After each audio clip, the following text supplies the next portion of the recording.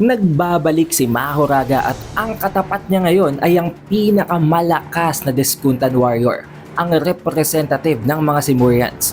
Dito natin mawi-witness ang pinakaunang beses na tamaan at mag-adapt si Mahoraga sa curse technique ng isang alien. An otherworldly curse technique, isang abilidad na hindi kayang banggitin ng mga humans. Ang pag-appear ng isa na namang karakter na nagmula sa main series, ang kapatid ni Mei, si Wiwi, at siya ngayon ang head ng Shin Kaguryu na mas kilala natin sa tawag na New Shadow Style. Ang panibagong user ngayon ng curse technique, ang inherited technique ng Zenin clan na ang Ten Shadows, na masasabi ko guys na mas magaling, mas efficient ang paggamit ng panibagong user na ito sa kanyang curse technique kumpara kay Megumi Fushiguro. Sino nga bang magbawagi? Si Dabura? O ang napakahalimaw na creature na ito na kayang mag-adapt sa kahit na ano? Si Divine General Mahoraga. Ang lahat ng yan at marami pang iba, tatalakayin natin dito sa ating full chapter review ng Jujutsu Kaisen Modulo Chapter 15. Kaya siguraduhin nyo nang nakalike, nakasubscribe at na rin nyo ng bell button para automatic ma-notify kayo pagka-release natin ng susunod na video. Kaya wag na nating patagalin pa. Let's go! Ang title ng chapter na ito ay Forbidden Technique Unleashed, na para bang dito pa lang guys napakaangas na, para bang tinitis na dito ang pag-appear ni Mahoraga. Sa pinakaunang parte ng chapter, makikita natin dito na tinatanong ni Mino si Yuka kung gagamitin niya ba talaga ito. Na most likely alam niyo naman guys kung anong tinutukoy nila. Sa cover page ay makikita din natin ang double spread page na fini-feature itong si Tsurugi at itong si Maru, na at the very same time alam natin from the previous chapter na maglalaban din sila. Bago magsimula ang bakbakan sa gitna nitong si Yuka at nitong si Dabura, nagkaroon muna ng konting flashback habang iniisip ni Yuka ang kanyang naging buhay. Ang pinaka pumapasok sa isip ngayon ni Yuka ay ang kanyang kapatid na si Tsurugi. Alam natin before na para bang may alitan sa dalawa nang dahil lang nga sa ring na iniwan ng kanilang lolo na si Yuta. Pinag-aagawan nyo ng dalawang ito. Pero ang katotohanan kahit na ganun, tinetreasure talaga nitong si Yuka ang kanyang kapatid na si Tsurugi. At kung mamamatay siya ngayon, in case na ma-reincarnate daw siya, hihilingin niya na maging kapatid niya pa rin si Tsurugi. Ganun ka-importante si Tsurugi para sa kanya. Naisip din niya na okay nga lang daw na siya naman ang maging elder sister, na siya naman ang maging matanda sa kanilang dalawa. Dahil ngayon na nabuhay na siya bilang ang nakababatang kapatid, alam niya na kung ano ang mga dapat niyang gawin para maging nakatatandang kapatid para kay Tsurugi. Dito ay hindi din inaasahan ni Yuka na sinundan pa rin pala siya ni Mino. Ang malala pa dito guys, nakakalungkot man, nandito si Mino pero hindi alam ni Yuka na si Mino ang nasa harap niya. Not until magsalita si Mino dahil nakilala niya ang boses nito.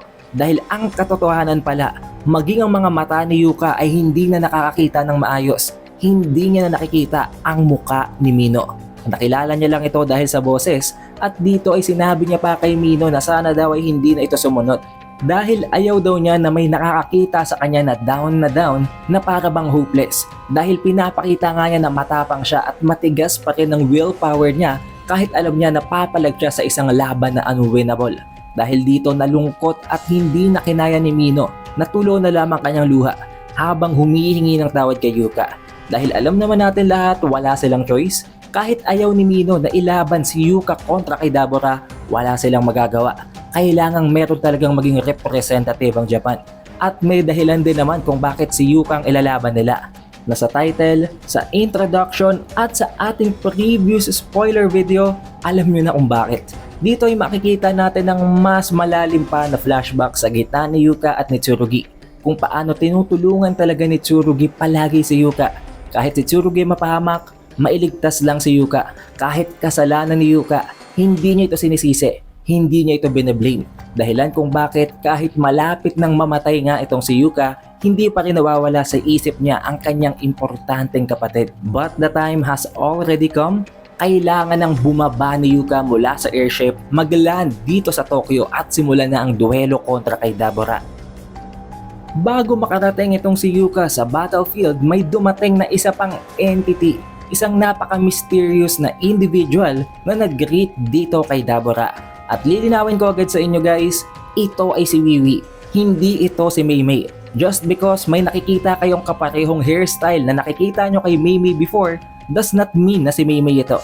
Nakalagay sa context ng chapter, ito si Wiwi. So wag na natin yung pagtalunan. Dito guys ay napakakalmado nitong si Wiwi. And also as of this moment, siya na ngayon ang itinuturing na bagong head ng Shin Kageryu or ng New Shadow Style. Kung paano nakarating si Wiwi sa battlefield na ito, wag na kayong magtaka guys, alam naman nating lahat na ang curse technique ni Wiwi ay ang teleportation. Dito ay hindi naman kinokontra ni Wiwi si Dabura. Instead, wini-welcome at pinagpapasalamatan niya pa ito. Na-appreciate daw niya ang pag-atake ng mga Simurians dito sa Earth. Simple lamang ang explanation. 70 years ago daw ay niyanig ng isang entity ang buong Jujutsu world, ang buong mundo. Nayanig maging ang balance at nagkaroon ng overwhelming surge of power. Kung iniisip nyo na ito ay si Sukuna, that is not the case. This is a different matter guys dahil kung aalalahanin nyo na banggit na 83 years ago naganap ang final battle nila kontra kay Sukuna. So hindi ito si Gojo, hindi din ito si Sukuna at most likely isa itong entity na may kinalaman kay Yuji. Baka kinalaban niya yon. Dahil 70 years ago, hindi na nag-exist si Sukuna. 83 years ago pa lang ay pinatay na siya ni Yuji. Pero balik tayo dito kay Wiwi. Ang dahilan kung bakit pinagpapasalamatan niya itong si Dabura is that nakalimutan na daw ng mga Earthlings, ng mga sorcerers, ng lahat ng mga humans all over the world kung anong potential, kung gaano kalakas, kung gaano katindi at kung gaano nakakatakot ang cursed techniques at ang mga curses. Nakalimutan na nilang lahat yon, possibly dahil hindi naman na kinakailangan yon. Wala na si Sukuna, wala na si Gojo, wala nang malalakas na threat para matakot pa sila. But now na umatake ang mga Simurians at nandito ang isang napakalakas na halimaw tulad ni Dabura, muli silang nagigising sa katotohanan. However, ang sagot ni Dabura, hindi daw dapat magpasalamat itong si Wiwi.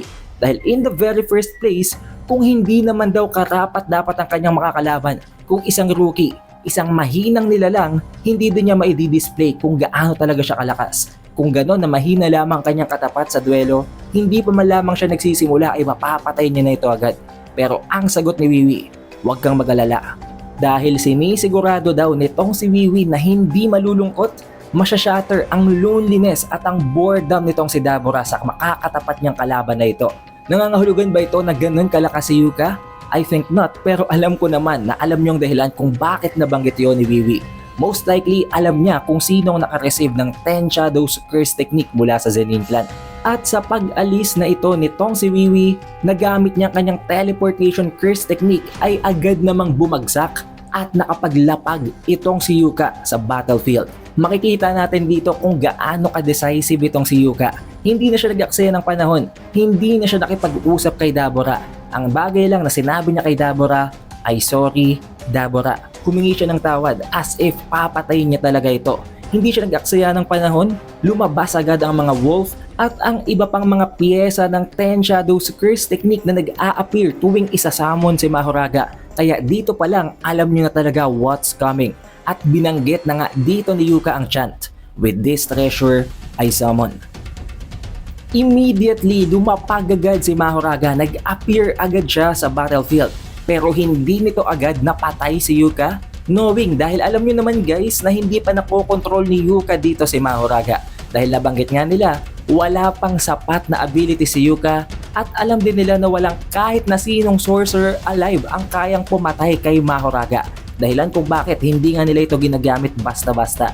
Pero mas efficient ang paggamit dito ni Yuka kay Mahoraga guys. Compared kay Megumi na sinalo na lamang ang atake ni Mahoraga, ginamit ni Yuka ang kanyang pocket dimension. Pumasok siya sa loob ng kanyang shadow para hindi siya malocate ni Mahoraga at si Dabura lamang ang tapatan nito. Quick and brief explanation guys para hindi kayo malito kung hindi kayo nakasubaybay sa videos natin sa main series. Para makontrol ng isang 10 Shadows user ang mga creatures or Shikigami sa loob ng 10 Shadows, kailangan matalo nila ito at least once para magkaroon sila ng complete control dito. Pero tulad na lamang ng ginawa ni Megumi before, hindi niya pa kayang kontrolin si Mahoraga. Same thing applies dito kay Yuka, kaya ang ginawa niya ay sinamon niya si Mahoraga para sa isang ritual na para bang dito niya tatangkain na talunin si Mahoraga para makontrol ito. habang isinasali si Dabura sa ritual na yon at nagtago siya ngayon na dahilan kung bakit para bang magiging 1v1 battle ito sa gitna ni Dabura at Mahoraga. Hindi nag-aksaya ng panahon itong si Dabura. Agad siyang nag-levitate, pupunta siya sa itaas ni Mahoraga at inilaunch agad ang kanyang curse technique. Kung titingnan yung mabuti dito, nag-deploy ng napakaraming mga vicious na light beams itong si Dabura dito kay Mahoraga. Napakadami literal guys, na dahilan kung bakit natadtad itong si Mahoraga at para bang pinagtutusok siya ng mga light beams na ito. Also tangible ito guys, nagagawang tumayo nitong si Dabura sa light beams na isinamon niya. Pero alam din naman nating lahat na hindi ito sapat para patayin ang ultimate adaptation creature na ito. Habang tinitingnan ni Dabura si Mahoraga, unti-unti itong umingiti habang umiikot ang wheel sa kanyang ulo, which marks that nag-a-adapt na ngayon si Mahoraga. Now this is a very significant event dahil itong pinakaunang beses na mag-a-adapt si Mahoraga sa isang curse technique na nanggaling pa sa ibang mundo, sa ibang planeta. Nagkaroon din dito guys ng explanation tungkol sa ability nitong si Dabura. Ayon sa narrator, ang cursed technique ni Dabura ay light and something. Isang bagay na hindi natin maipakita dito dahil hindi din daw ito nababasa ng mga humans. It is impossible to pronounce in human language daw. At hindi din naman talaga natin makikita dahil tinakluban ito. Huwag kayong malito, hindi ko to tinakluban. Hindi to tinakluban ng translation scans. Ito talaga ang nasa kwento na para bang ginagawa ni Gegeng napaka-mysterious ng curse technique ng mga Discontents. But to serve as a hint, naglagay siya dito ng konting details tungkol sa ability nito. Ito daw ay isang ancient and vast slaughter instinct na nagpo-possess ng mass. Hindi dito nabanggit kung paano ito nagwo-work, but most likely may napakalalim itong dahilan, may napakalalim na mekanismo ang ability ito kaya ayaw itong i-reveal agad ni Gege. However, this is where the chapter ends sa pagsisimula ng pag-adapt nitong si Mahoraga sa ability nitong si Dabura. Sino nga bang mananalo sa dalawang ito? Siguradong dito natin mawi-witness ang same intensity na nakita natin sa Shibuya nang maglaban ang 15 Fingers Sukuna at itong si Mahoraga. However, this is where this video ends at huwag kayong mag-alala dahil by this coming Thursday ay marirelease din naman agad ang ating spoiler para sa Jujutsu Kaisen Modulo Chapter 16 at doon natin makikita ang tunay na bakbakan sa dalawang ito. Para ma-notify kayo pagka-release natin ng video ngayon, siguraduhin nyo nang naka-like, naka-subscribe at na-ring nyo ng bell button. Also, we have an official Facebook page and official TikTok account. Kaya mag-like at mag-follow na din kayo sa ibang platforms na yon. It is the Updated Weeb and I will see you guys on the next one.